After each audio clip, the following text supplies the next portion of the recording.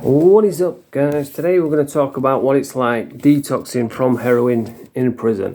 What's it like doing a rattle? As always, this is just my own personal opinion, my own experiences, what I've seen with my own eyes.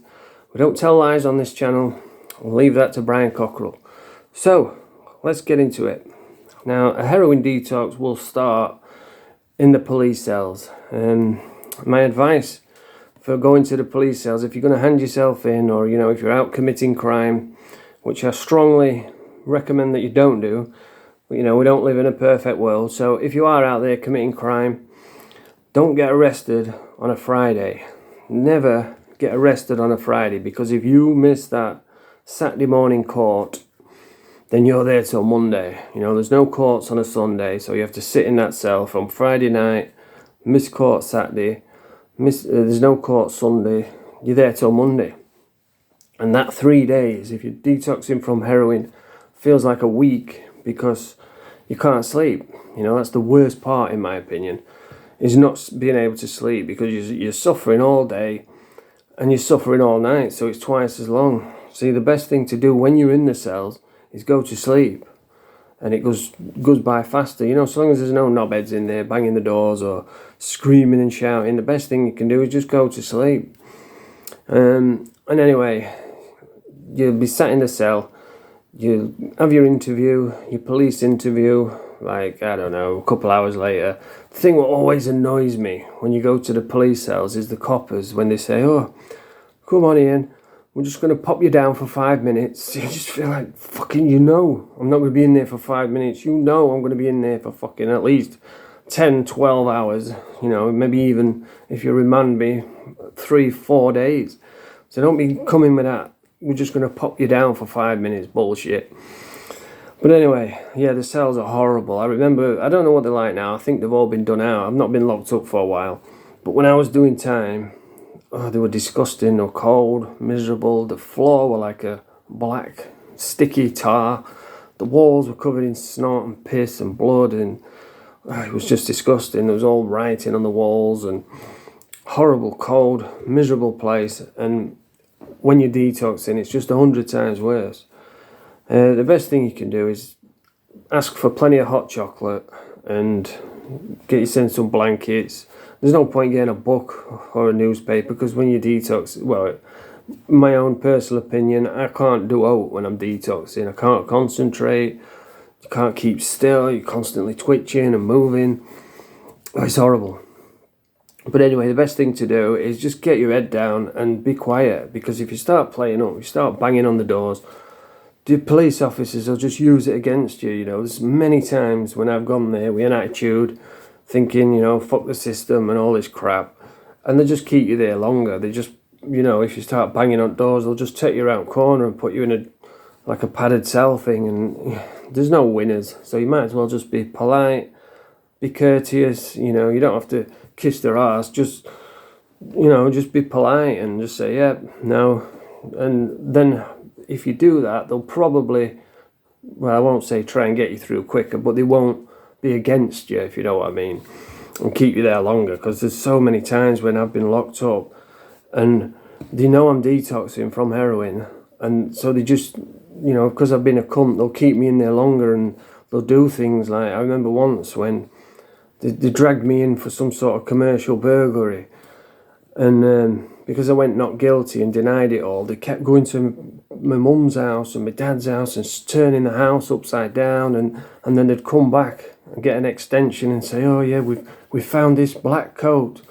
Like, well, that means nothing, so just, you might as well just behave, just play the game, just say, yeah, no.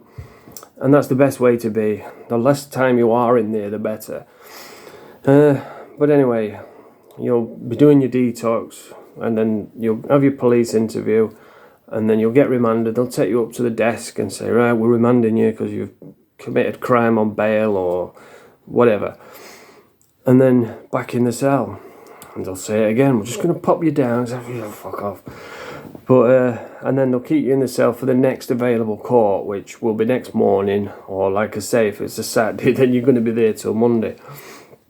And I tell you, there's nothing as beautiful as hearing those keys jangling the next morning for court, because you know you're going to get out of this cell. You've been stuck in this horrible, miserable cell.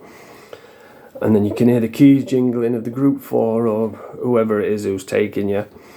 And then they stick the key in your door and you're like, yes, get me out of this fucking cell.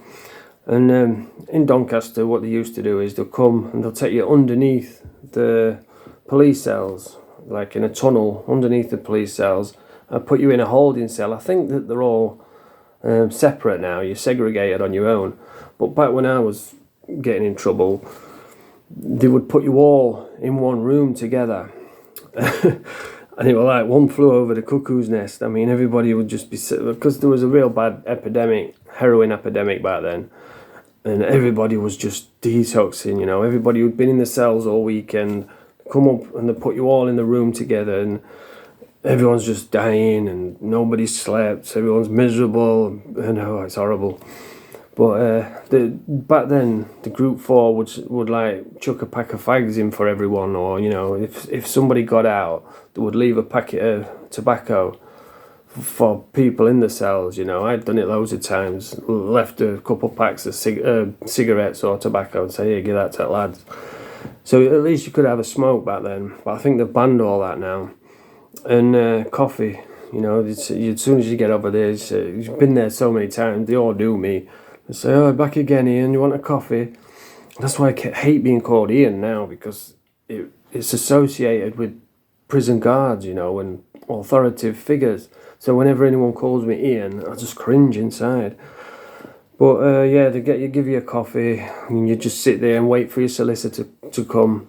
And I had the same solicitor all the way through. He was called Cedric, Cedric Hennis.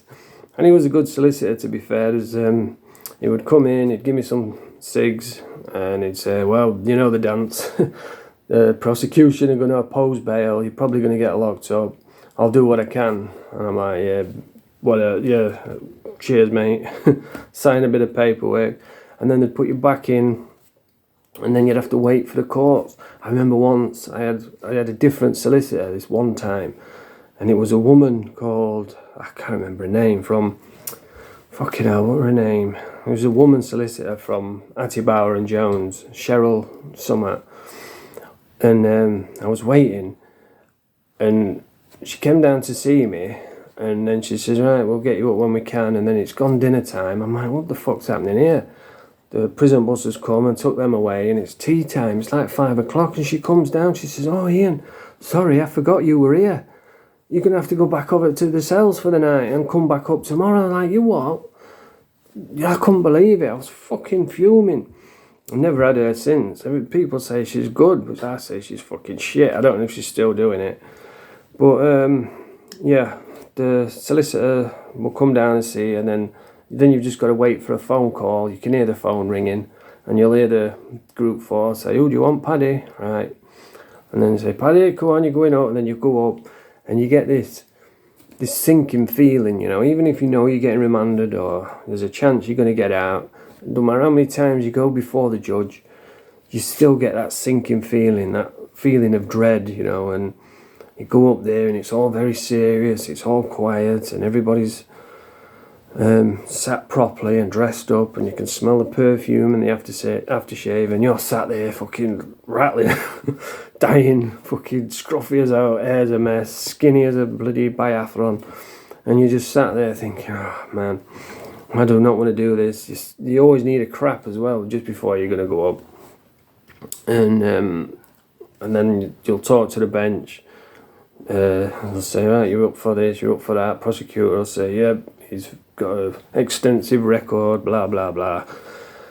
And then the bench will either retire, or it might be a stipendiary magistrate who's just one guy on his own, and they'll either retire to find out what they're going to do, or they'll just say straight away, they'll have a little talk to each other and say, yep, we're going to remand you, we're going to bail you, whatever. And then when you get remanded, the group 4 will cuff you, take you back down, and then you'll sit in those cells, and then you wait to go off to prison. You know, usually, I think there's like a bus at 1 o'clock, and there's a bus at 5 o'clock, something like that. And you're best off getting the 1 o'clock bus, then you can get over there. Because if you get the 5 o'clock bus, you know, you're fucked. Because there will be a big long queue of prisoners waiting to get in. So you're there sat in this sweat box. Because they'll put you in a sweat box, take you to the prison. If there's a big queue, you're sat in a little sweat box for ages. And the best way I can describe that is, it's like a fridge. Take everything out of the fridge, sit in your fridge and shut the door. That's what it's like being on a sweat box. And then they'll take you to the prison, and then you have to go through all the fucking rigmarole of property, signing everything, taking your photo while you're detoxing from heroin, and everybody's around you who, you know, they've just come from other prisons, so they're all happy and loud, and you're just like, ugh, fucking leave me alone. And it's horrible.